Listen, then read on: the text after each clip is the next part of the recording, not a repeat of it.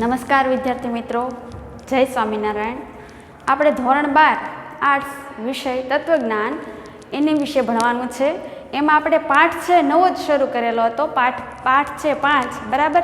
એમાં જે પાઠ છે વ્યાપ્તિકીકરણ અને એની વૈજ્ઞાનિક અન્વેષણાત્મક રીતો છે એના વિશે આપણે ભણતા હતા, બરાબર. ઘણી એમાં આપણે પ્રસ્તાવિક વાતો કરી, બરાબર. તો હવે આમાં છે આપણે આગળ ગયા લેક્ચરમાં વાસ્તવિક હકીકતોનું નિરીક્ષણ શું એના વિશે આપણે ભણ્યા હતા, બરાબર. હવે એનાથી આગળ વધતા આજે આપણે કેટલીક જ હકીકતોનું નિરીક્ષણ એ બાબત ઉપર જવાનું છે. એ પહેલાં થોડુંક આપણે સમજી લઈએ કે વાસ્તવિક હકીકત આમાં છે એ વ્યાપ્તિકીકરણની પ્રક્રિયાની લાક્ષણિકતાઓ છે.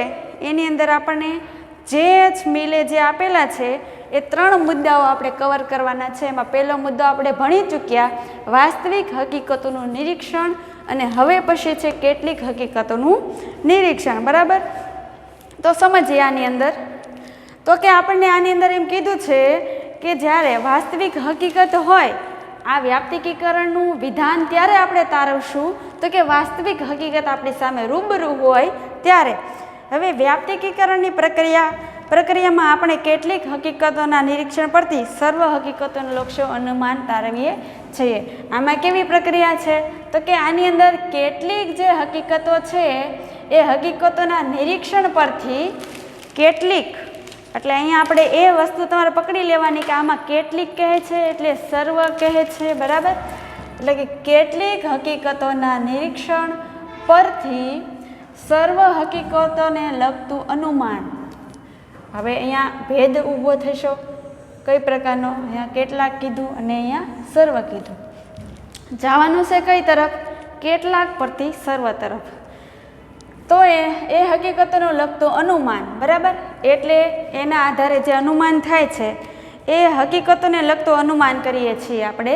તો કે સર્વ હકીકતોને લગતું અનુમાન કેટલાક પરથી આપણે કરીએ છીએ. હવે સર્વ હકીકતોને લગતું અનુમાન કરીએ છીએ ત્યારે આપણે કેટલાક પરથી સર્વ પર ગયા એમ સહજ રીતે સમજી લેવાનું કે કહી શકીએ, બરાબર. હવે જો સર્વ હકીકતને લગતું હોય તો અનુમાન કરવાની જરૂર પડતી નથી. નિરીક્ષણ સર્વ હકીકતોને લગતું હોય તો એમાં છે એ આપણે શું કહે છે તો કે તો એનું અનુમાન કરવું જરૂરી નથી. જો અહીંયા આપણને સર્વ એવું આપી જ દીધું હોય તો એનું અનુમાન કે નિરીક્ષણ કરવાનું રહેતું નથી. કેમ કે એના આધારે જે આપણે ક્રમિક રીતે જે વિધાનો મળશે એ સચોટ અને સ્પષ્ટ જ હશે, હકીકત કે વાસ્તવિક લક્ષી જશે. પણ કેટલાક આપણને આપ્યું હોય તો એનું અનુમાન આપણે કરવું જરૂરી છે. દાખલા તરીકે આપણે જોઈએ તો જો આપણે અમુક શાળાના એક વિદ્યાર્થીનું ઓળખપત્ર જોયા બાદ એમ કહી શકીએ, દરેક શાળા સ્કૂલમાં જે વિદ્યાર્થી હોય એનું દરેકનું આપણે ઓળખપત્ર હોય, આધાર કાર્ડ હોય કે પછી ચૂંટણી કાર્ડ હોય, જે હોય એને આપણે જોઈએ, એકનું જોયું ક્રમશઃ, બરાબર. હવે જોયા બાદ આપણે એમ કહી શકીએ કે આ શાળાના સર્વ વિદ્યાર્થીઓ ઓળખપત્ર ધરાવે છે. કેમ કે દરેકનું નિરીક્ષણ કરી લીધું, દરેકના ઓળખપત્રોનું આપણે નિરીક્ષણ કરી લીધું, પછી જ એવું સાબિત થયું કે સર્વ જે વિદ્યાર્થીઓ છે એ ઓળખપત્ર ધરાવે છે. ત્યારે આપણે કેટલાક પરથી સર્વ પર ગયા. કેમ કે પહેલાં આપણે સર્વ પર જવા માટે આપણે એકને જોયા એટલે એ કેટલાક સ્વરૂપનો શબ્દ થઈ ગયો, બરાબર. આમ સર્વને લગતા આપણા નિરીક્ષણને એક વિધાનમાં રજૂ કરીએ છીએ. સર્વને જે લગતું હોય એને આપણે એક વિધાનમાં એને રજૂ કરીએ છીએ. હવે જો નિરીક્ષણ સર્વ હકીકતને લગતું હોય અને તેના આધારે લગતું, જો નિરીક્ષણ છે એ નિરીક્ષણ સર્વ હકીકતને લગતું હોય, બરાબર.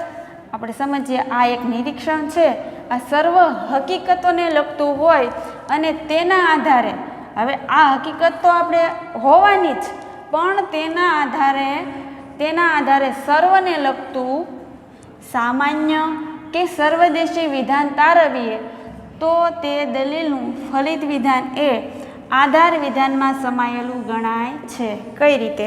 તો કે આપણે એ સર્વને લગતું છે એ વિધાન, એના આધારે આપણે સામાન્ય કે સર્વદેશી વિધાન તારવવા ગયા. શું? તો કે સર્વદેશી ને સામાન્ય વિધાન તારવવાની પ્રક્રિયા થઈ. એટલે આ જે તાર્યું છે એના આધારે શું થશે તો કે ફલિત જે દલીલ છે એનો ફલિત વિધાન જે છે આપણે જે વિધાન મળે છે તે આધાર વિધાનમાં સમાયેલું ગણાય છે. કેમ કે આપણે સહજ છે આપણે નિગમનલક્ષી અને વ્યાપ્તિલક્ષી બે વિભાગ પાડીને આગળ જોયું કે નિગમનલક્ષીમાં શું આવે અને જે વ્યાપ્તિકીકરણ છે એની અંદર શું આવે. તો નિગમનલક્ષીમાં તો આપણને આપી જ દીધેલું હતું કે એની અંદર છે ગર્ભિતાર્થ સંબંધ રહેલો હોય છે. કેમ કે ફલિત વિધાન હોય આધાર વિધાન ફલિત વિધાન હોય એના વચ્ચે કેવો હતો કે ગર્ભિતાર્થ કંઈક અંશે એના વિશે સંબંધ રહેલો હોય છે. જ્યારે વ્યાપ્તિકરણમાં આપણે શું કહે છે તો કે એની અંદર આપણે સંભવિતાર્થનો સંબંધ કહે છે. આ સંભવિતાર્થનો હજી શક્યતા ખરી એવી બાબત આપણે વ્યાપ્તિલક્ષીમાં જોવાની છે. તો અહીં તો આપણે દલીલનું જે ફલિત વિધાન છે આધાર વિધાનમાં સમાઈ જાય એટલે તો એમાં સંભાવનાઓ એમાં તો સંબંધ સ્થાપિત જ થઈ ગયો છે. એટલે સંભાવનાની તો શક્યતાની વાત જ ક્યાં કરવાની રહે.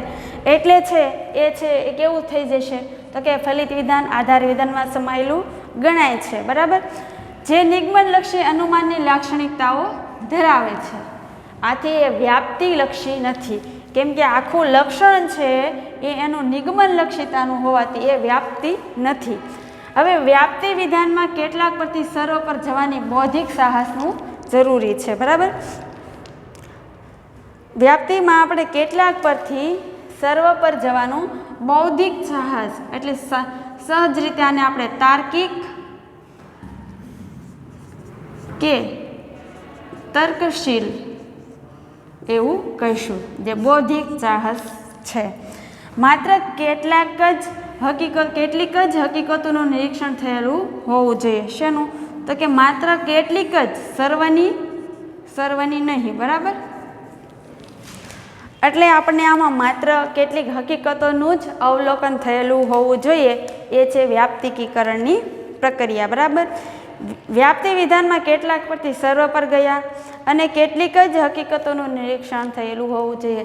એટલે વિદ્યાર્થી મિત્રો આ જે આપણને કેટલીક જ હકીકતોનું નિરીક્ષણ છે એની અંદર આપણે મહત્ત્વની વસ્તુ અને મુખ્ય વસ્તુ તરીકે એ લઈશું કે આપણે જે વ્યાપ્તિકીકરણની જે પ્રક્રિયા છે એની અંદર આપણે કેવી વસ્તુ લેવાની છે તો કે કેટલાક પરથી સર્વ પર ગયા હોય એવી જે હકીકતોનું નિરીક્ષણ થયું હોય એને જ આપણે આમાં લેવાની છે, બાકી નહીં. બરાબર. હવે એની અંદર ત્રીજો જે પ્રકાર છે જે મિલી આપેલા છે એમાં છે એકદેશી અનુભવ કે નિરીક્ષણનું સામાન્યીકરણ કે સર્વદેશી કથન. સમજી લઈએ કે એકદેશી અનુભવ છે એનું સામાન્યીકરણ અને જે નિરીક્ષણનું સામાન્યીકરણ અને સર્વદેશી કથન કઈ રીતે કીધું છે. તો અહીં આપણે એક વસ્તુ ધ્યાન રાખવાની, અહીં કેવું વિધાન હશે તો કે વિધાન એકદેશી છે. નિરીક્ષણ એટલે અવલોકન જે કરવાનું છે, સામાન્યીકરણ એટલે છૂટું પાડીને ભેદ ઓળખીને જે આપણે સમજીએ છીએ એને સામાન્યીકરણ કહેવામાં આવે છે. સર્વદેશી કથન એટલે સર્વદેશી વિધાન કહેવું. કથન એટલે લેખનની રીતે કે કહેવાની રીતે બંને રીતે અહીંયા આપણે સમજી લેવાનું છે. હવે સામાન્યીકરણ શબ્દ તમારા માટે થોડોક અઘરો કેડપટો હશે, પણ વિદ્યાર્થી મિત્રો સામાન્યીકરણ શબ્દ સમજવા માટે હું તમને એક ઉદાહરણ આપું તો આપણે જોઈએ તો બાળક છે એને કોઈ પ્રકારની વ્યક્તિ છે વ્યય અવસ્થા પ્રમાણે એને વિભાગો પહેલાં પાડેલા હોય નહીં. તમે એને નાનું હોય ત્યારે ભાષાકીય ભંડોળના વિકાસ દરમિયાન એને શીખો કે આ કાકા છે, આ દાદા છે, આ બેન છે, આ ભાઈ છે, આવું બધું શીખવતા હોય. પણ ઘણીવાર એને હજી આ સામાન્યીકરણ છે એ બંધાયેલું હોતું નથી, સહજ છે. એ છે એ તમારા ભાઈને પણ દાદા કહે, એ તમારા પપ્પાને એ છે એ તમારા નાના ભાઈને પણ દાદા કહે, એમના ભાઈને પણ દાદા કહે. એને ખરેખર હજી એ ખબર નથી કે દાદા કોને કહેવાય. પછી છે ધીમે ધીમે એ છે એ વલણ મનમાં બાંધી લે છે કે જે સફેદ વસ્ત્ર પહેરે, માથામાં ટોપી પહેરે, ચશ્મા પહેરેલા હોય, લાંબો ઝભ્ભો હોય, અંગરખું હોય, એ છે દાદા. હવે એનામાં શું થયું? સામાન્યીકરણ. એને કંઈક શોધ્યું કે આ વ્યક્તિ છે દાદા તરીકે કેમ અલગ છે, આ ભાઈ છે ભાઈ તરીકે કેમ અલગ છે. તો આ જે એનામાં વિકાસ થયો એ સામાન્યીકરણના આધારે થયો કહેવાય. એટલે ઓળખવા માટેની ક્ષમતા એ સામાન્યીકરણ છે. બરાબર.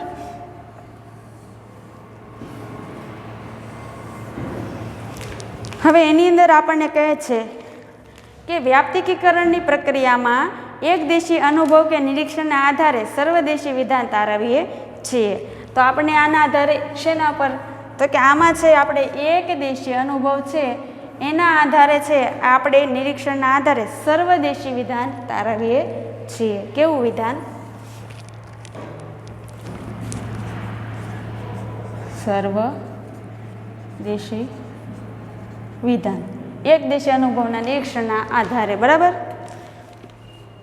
આ સામાન્ય પ્રક્રિયા છે, પણ જો આવું સામાન્યીકરણ થાય તો આપણે વ્યાપ્તિકીકરણ કર્યું કહેવાય.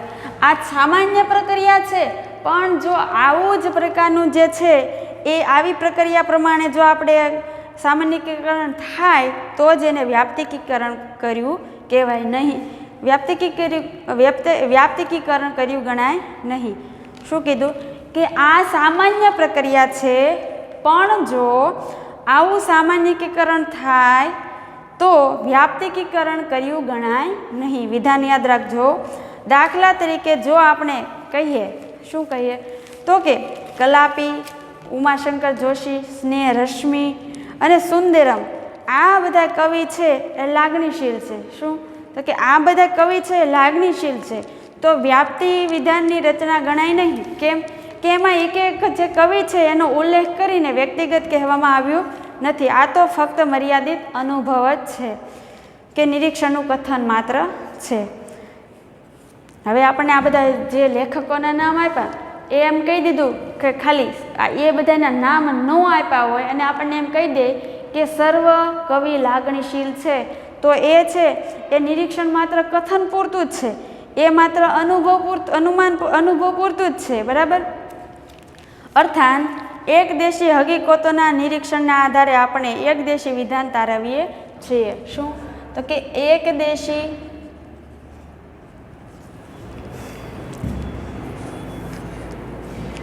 હકીકતના આધારે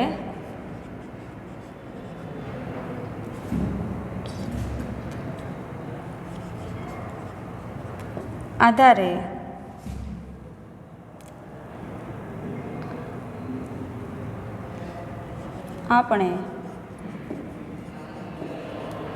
એકદેશી વિધાન તારવીએ. બરાબર. હવે તાર્કિક કૂદકો એટલે એનાથી જે આપણી પાસે વિધાન રહેલું છે એનાથી કંઈક તર્કબદ્ધ રીતે આગળ વધવાની વાત કરે છે. તો કે તાર્કિક કૂદકામાં શું કહે છે? તો કે તાર્કિક કૂદકો કે બૌદ્ધિક સાહસ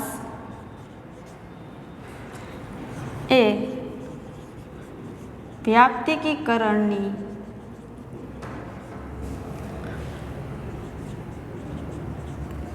પ્રક્રિયાની અનિવાર્ય આવશ્યકતા છે. કેમ કે આ જરૂરી છે. તાર્કિક કૂદકો કે બૌદ્ધિક સાહસ છે એ વ્યાપ્તિકીકરણની જે પ્રક્રિયા છે એના માટે અનિવાર્ય છે કે આવશ્યક ગણાય છે. બરાબર. સર્વદેશી અનુભવ છે, અનુભવ કે નિરીક્ષણ છે એનું સામાન્યીકરણ કે સર્વદેશી કથન છે આપણે એકદેશી વિધાન અહીંયા તારવવાની વાત કરે છે.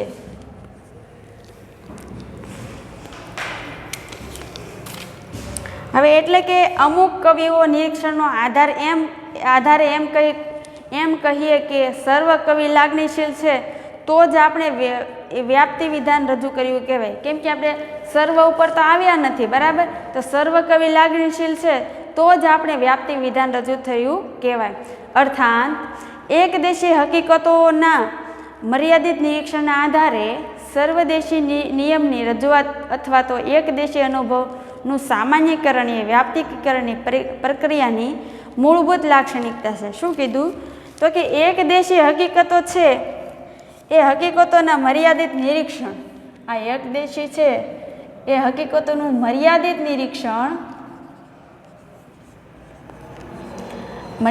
નિરીક્ષણ થાય અને ત્યારબાદ શું કીધું?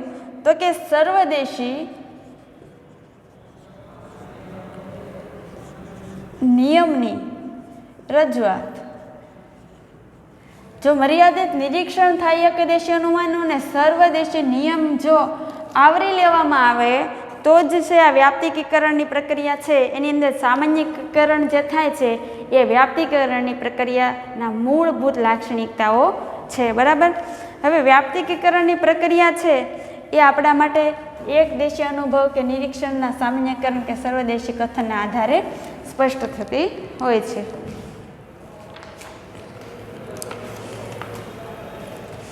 હવે આ છે એકદેશી અનુભવ કે નિરીક્ષણનું સામાન્યકરણ કે સર્વદેશી કથન. એ 3 પ્રકાર છે મહત્વના, એ આપણે અહીં જોયા. બરાબર.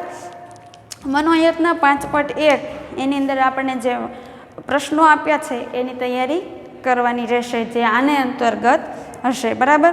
હવે વ્યાપ્તિકીકરણની પ્રક્રિયાના તાત્વિક આધારો શું જોવાનું છે? તો કે વ્યાપ્તિકીકરણની જે પ્રક્રિયા છે એના તાત્વિક આધારો કેવા છે?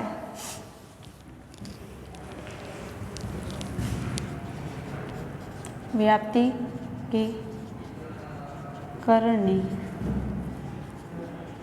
પ્રક્રિયાના તાત્વિક આધારો.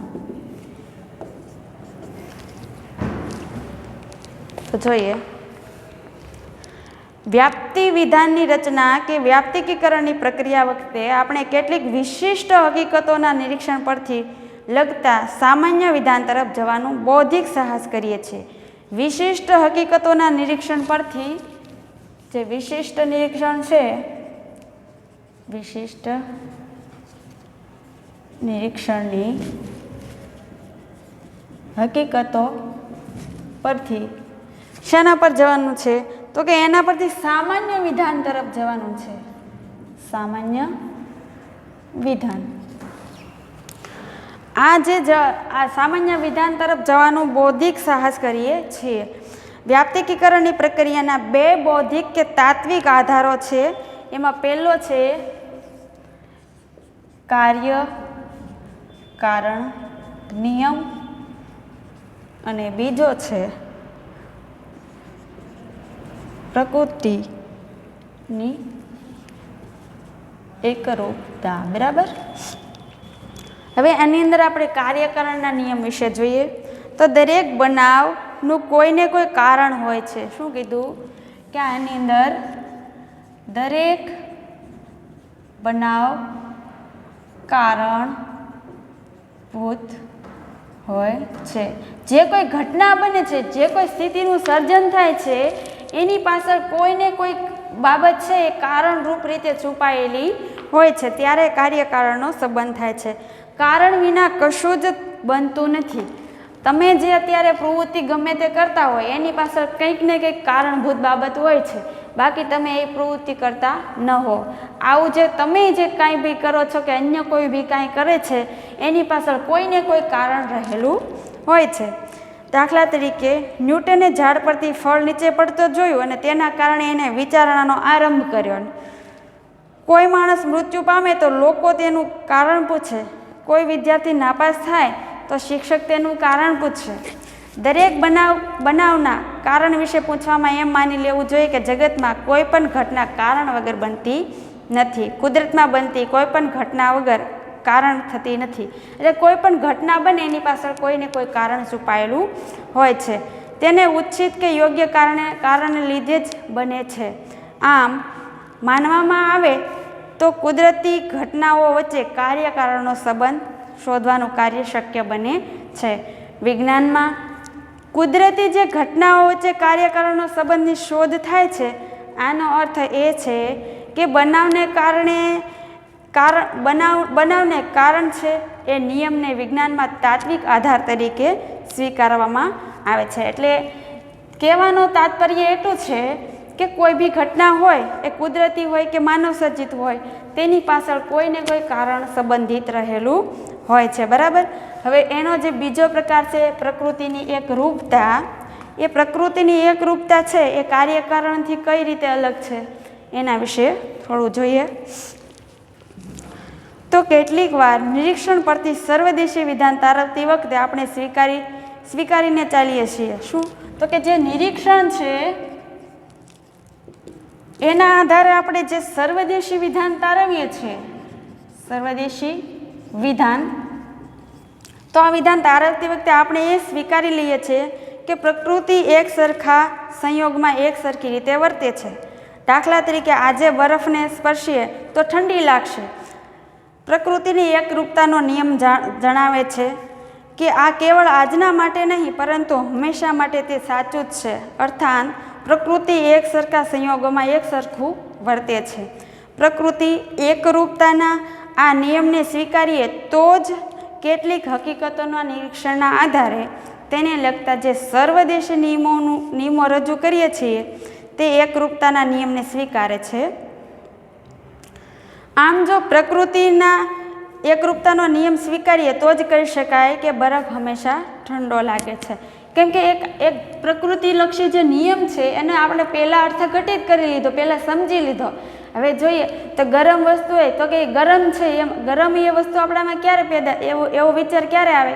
કેમ કે અગાઉ એને આપણે સ્વીકારી લીધું છે, પ્રકૃતિદત્ત સ્વીકારી લીધેલું છે. પ્રકૃતિની એકરૂપતાના નિયમના અંગે એક મુદ્દો ખાસ નોંધપાત્ર એ છે કે પ્રકૃતિની એકરૂપતાનો અર્થ એવો નથી કે પ્રકૃતિમાં જે વિવિધતા નથી. કેમ કે આપણે અહીંયા એકરૂપતા કીધું એટલે એવું નથી સમજવાનું કે એમાં વૈવિધ્ય નથી. પ્રકૃતિમાં વિવિધતા છે જ વિદ્યાર્થી મિત્રો, પરંતુ વિવિધતાની વચ્ચે એક નિયમ અનુસાર છે, એમાં કંઈક નિયમો પણ રહેલા છે. અને આ નિયમસરતાને લીધે કહી શકાય કે પ્રકૃતિમાં જો સંયોગો હાજર હોય, શું? તો કે જે સંયોગો હાજર હોય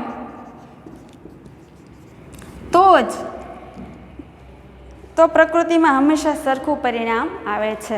એટલે પ્રકૃતિનું સરખા પરિણામ માટે સંયોગ હાજર હોવો જરૂરી છે. તો વિદ્યાર્થી મિત્રો, આજે વ્યાપ્તિકીકરણની પ્રક્રિયામાં તાત્વિક બે આધારો છે એના વિશે સમજ્યા, અને આગળ જેલ મિલે આપેલા ત્રણ સ્તંભો છે, ત્રણ પ્રકારો, એના વિશે આપણે સમજ્યા. બરાબર. તો આજે એટલે સુધી રાખીએ. વિષય સમજૂતી બાકીના મુદ્દાની પછીના લેક્ચરમાં કરશું. ધન્યવાદ.